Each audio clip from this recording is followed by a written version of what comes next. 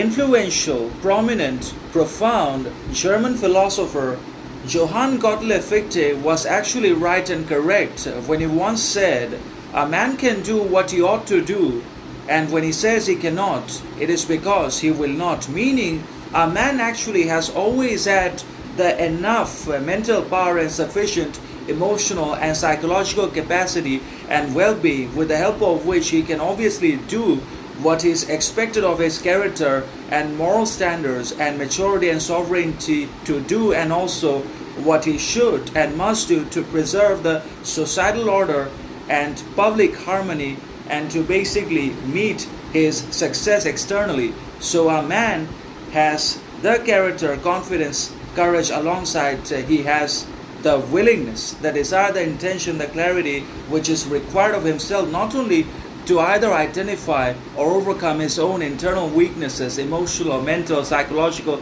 torments, ignorance, behavioral flaws, jealousy, ego, arrogance, crisis, etc. But he has enough will and determination and resolve left in himself, even after adversities, misfortunes, and episodic rejections and betrayals, that he can do what he ought to do and what is basically demanded of his own character to do. So if I have a strong character, then I also have to be able to maintain it, because my character is going to ask me and demand of me